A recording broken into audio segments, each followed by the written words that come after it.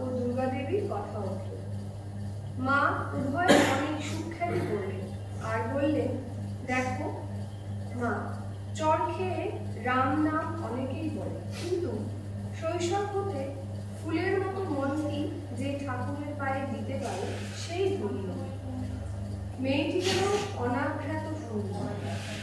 গৌরীদাসী মেয়েটিকে কেমন তৈরি করেছে। ভাইয়েরা বিয়ে দেবার বহু চেষ্টা করেছিল। গৌরীদাসী ওকে লুকিয়ে হেথা সেথা পালিয়ে পালিয়ে বেড়াত। শেষে পুরী গিয়ে জগন্নাথের সঙ্গে মালা বদল করে সন্ন্যাসিনী বলে দিল। সতী লক্ষ্মী কেমন লেখাপড়াও শিখেছে, কি একটা সংস্কৃত পরীক্ষাও দেবে শুনছি।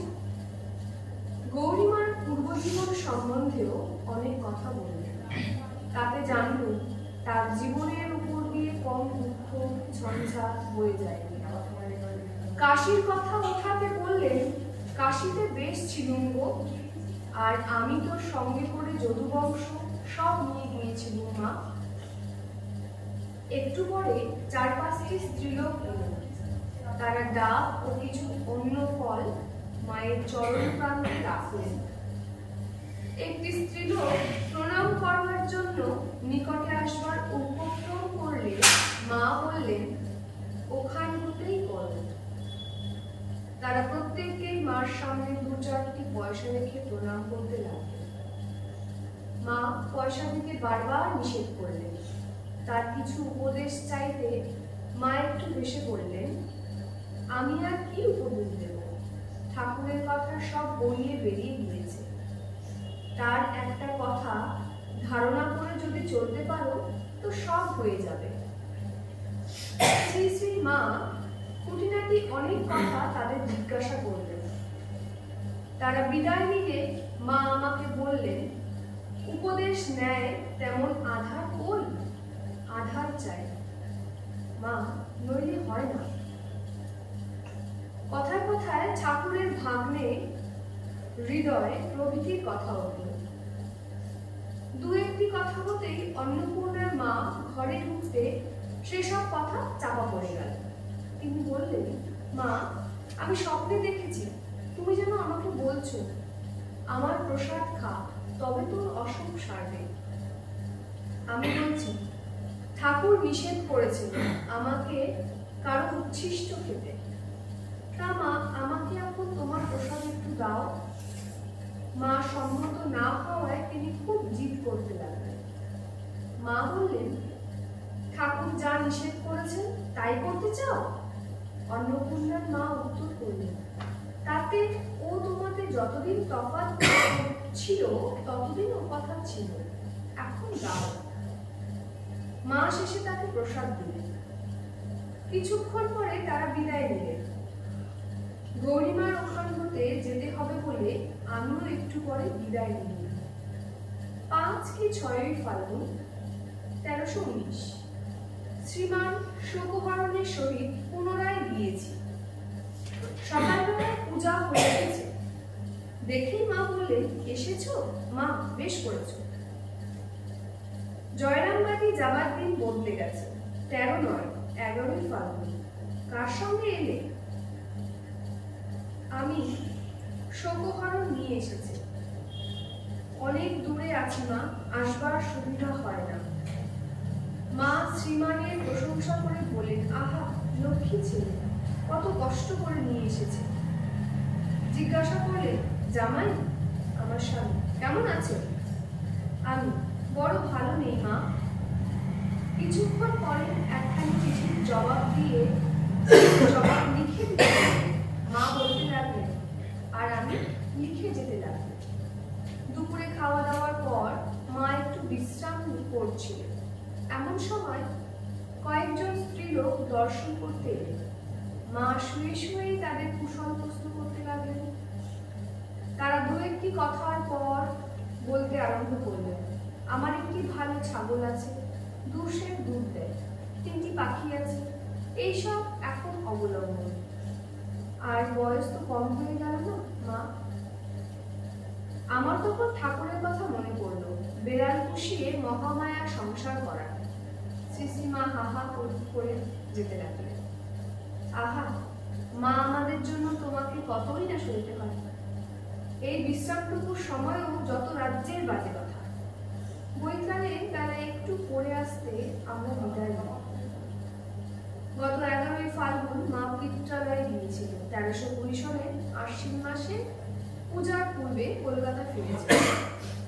একদিন বৈকালে গিয়ে দেখি একটি স্ত্রীলোক তার পদতলে কাঁদছে দীক্ষার জন্য।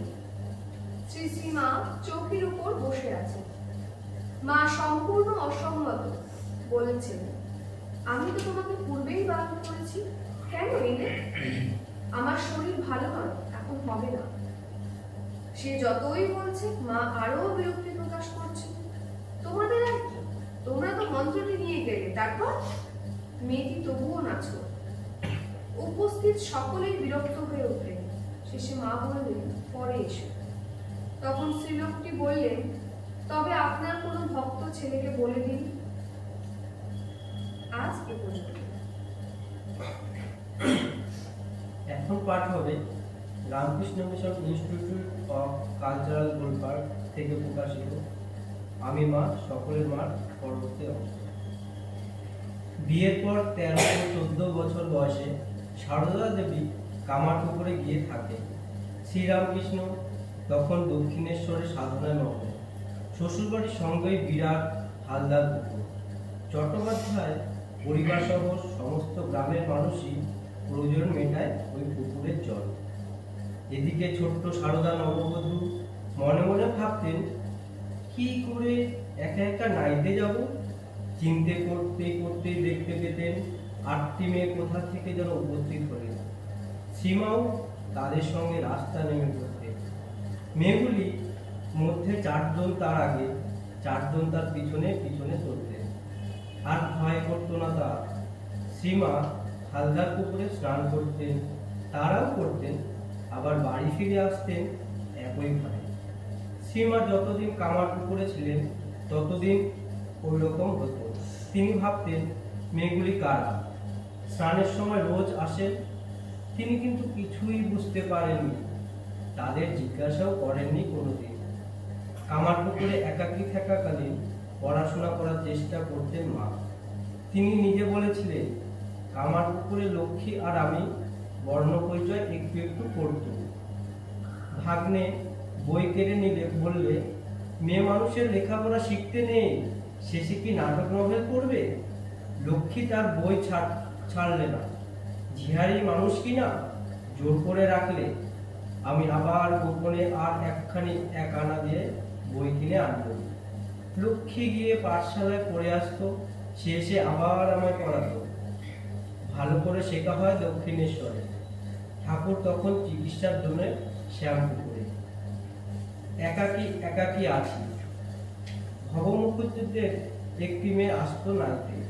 সে মধ্যে মধ্যে অনেকক্ষণ আমার কাছে থাকতো।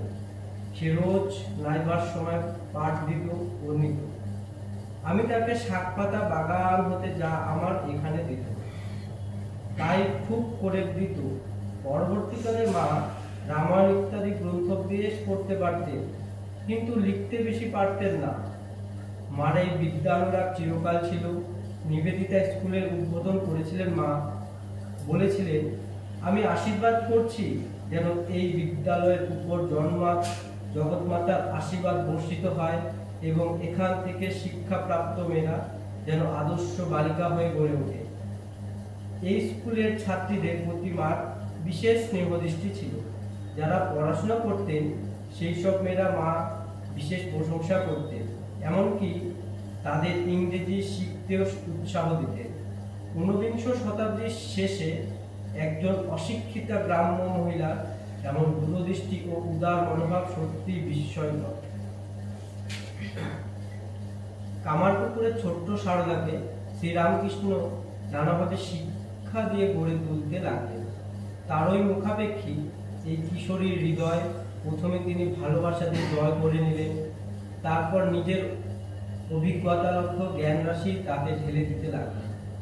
আর সারদা দেবীও সশ্রদ্ধ উন্মুখ চিত্তে তা গ্রহণ করতে লাগলেন। শ্রীরামকৃষ্ণ একদিকে যেমন নিজের ত্যাগোজ্জ্বল জীবনের আদর্শ তার সামনে তুলে ধরলেন, সঙ্গে সঙ্গে লৌকিক ব্যবহারের খুঁটিনাটিও তাকে শেখালেন। উচ্চ ধর্ম জীবন লাভের জন্য কিভাবে চরিত্র গঠন করতে হয় তা যেমন শেখালেন, সঙ্গে সঙ্গে শেখালেন কিভাবে আত্মীয় স্বজনের সঙ্গে ব্যবহার করতে হয়, রাস্তায় বা গাড়িতে কিভাবে চলতে হয়, এমনকি প্রদীপের কোলটেটি কিভাবে রাখতে হয় তাও। স্বামীর দেহবুদ্ধিহীন স্বার্থশূন্য এই ভালোবাসা শ্রীমাকে বিভোর করে রেখেছিল। পরবর্তীকালে তিনি স্বয়ং স্ত্রী ভক্তদের বলছেন, হৃদয়ের মধ্যে আনন্দের পূর্ণঘর যেন স্থাপিত রয়েছে, ওই কাল থেকে সর্বদা তা অনুভব করতাম।